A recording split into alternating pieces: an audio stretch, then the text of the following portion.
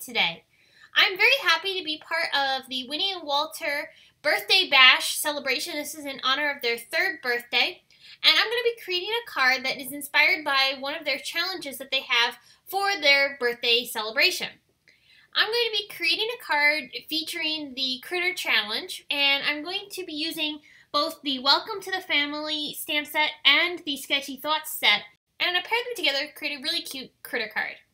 So here's the card that you can see here. I'm going to be doing some watercoloring, and I'll show you how I created shading on these critters using one marker per color to create some really in-depth shading. So this is a great example of how you can create really cool depth and shading on your cards using just one shade of markers. That way you don't have to have a ton of markers to choose from. So here's a look at the stamp sets. This is the little Welcome to the Family set. It's technically a baby themed stamp set, but I think it's perfect for using for other cards as well because the critters are so cute. I'm also going to be using that Sketchy Thoughts stamp set. I really love these big giant speech bubbles, and I think these would be really great to pair with these animals. So I'm going to go ahead and mount these animals into my Misty stamping tool. I'm going to be stamping onto some watercolor paper. And I'm using the Misty tool because I want to be able to make sure that I can stamp this multiple times if needed, because I am stamping on watercolor paper, which is a bit textured. So I'm using Simon Says Stamp Intense Black ink to do the stamping, and I will end up stamping this twice because I did not get a full perfect impression the first time around. So once I went ahead and stamped this down, I re-inked it and stamped it again. I didn't show that in the video, but I wanted to mention that I did do that.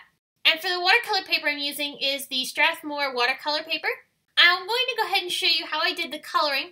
I'm using right now a flesh color to go ahead and color in the cat. And I'm just basically adding shading in the areas that I want it to be darkest, and I'm blending it out from there. I also wanted to add some interesting details to the cat by putting a few patches of other color on his body.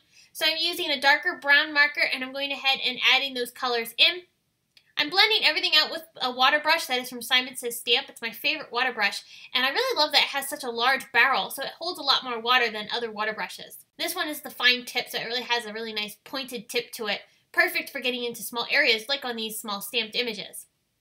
For the elephant, I'm using a light gray color, and I'm adding shading. And again, like I said, I'm only using one marker on these critters. So as I'm adding shading, I'm allowing it to dry for a couple seconds, and then I go back in with that same color and layer more on top. And that intensifies the saturation of the color. And because I don't cover the entire image with the shading, it gives my image depth. So that way I can have a more dimensional looking image using only one marker.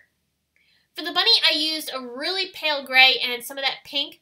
Now this pink that I'm using on all of the critters is more of a brighter pink. It's not quite a fleshy pink, but I actually like the brighter color better because I think it pops off of the critters a little bit more, even though it's not totally realistic. Now I did color in the giraffe, but unfortunately I lost the footage of the coloring of the giraffe, so unfortunately I don't have the coloring to show you, but I do have all the colors listed on my blog, so you can go ahead and check that out. I have all the colors not only for the giraffe, but for the other critters as well. I'm now going to go ahead and take this eyelet edge die, which is from Memory Box. It's a set of 3 different eyelet edge dies. This one's the smallest of the 3. And I think these are really great for adding a little bit more interest to the edges of your panels. So I'm going to go ahead and tape this down onto a piece of Neenah white cardstock. I'll go ahead and run that through, and as I remove the die, you can see the gorgeous detailing that it adds to the edge of the die here. I'll go ahead and run this through my Big Shot machine multiple times until I've gone ahead and added the edging to all 4 sides of this particular piece of paper.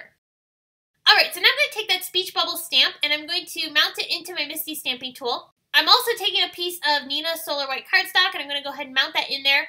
And I'm going to stamp the speech bubble with some Rouge ink from Altenew.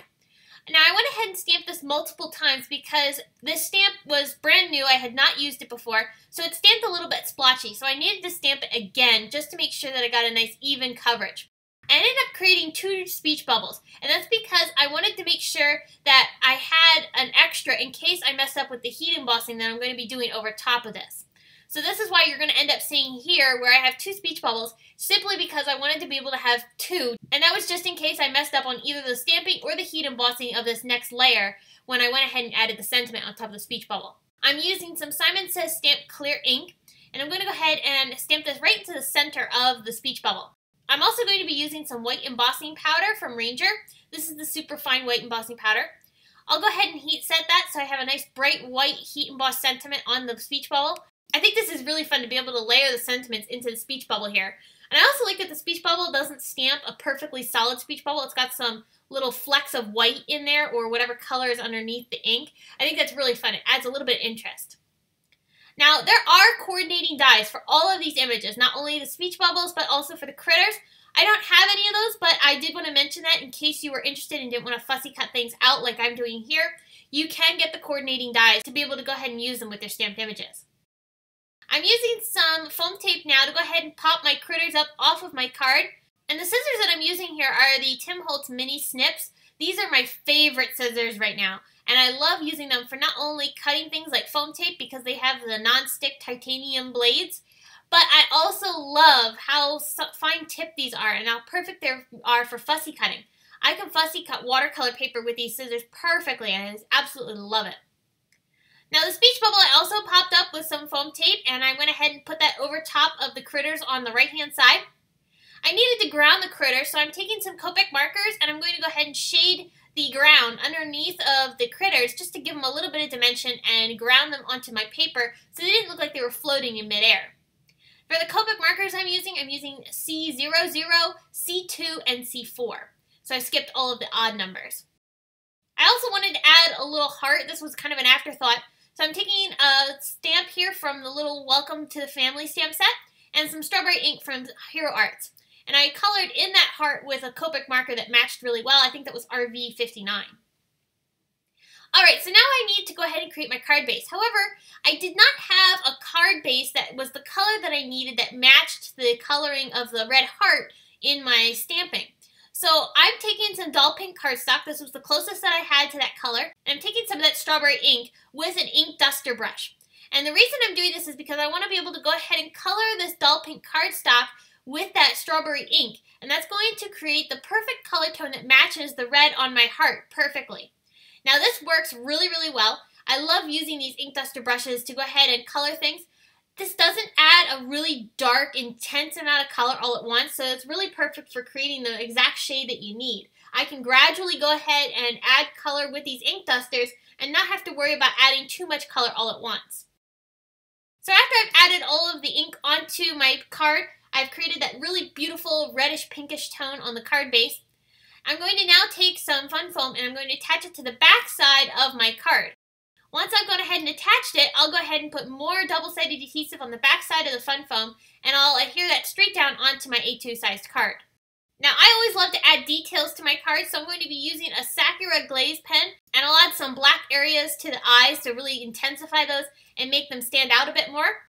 I also used a white gel pen to go ahead and add some dot detailing to the cheeks and also to certain areas of the bodies of these critters. And that just added a little bit of extra detail interest to these animals to make them really, really cute. Finally, the last bit of embellishing that I did on these cards was I added a bit of baker's twine to the top, and I also used some Nuvo glitter drops on top of the red heart to give it a nice bit of dimension and sparkle. So I hope you've enjoyed this video featuring Winnie and Walter's newest stamp sets in celebration of their 3rd birthday. I hope you enjoyed this video. Please give it a big thumbs up and subscribe to my YouTube channel for more inspiration. If you enjoyed this video, here are a couple more that you might find interesting, and you can head on over to my blog to get more information on today's card. Thanks so much for watching. I will see you again soon.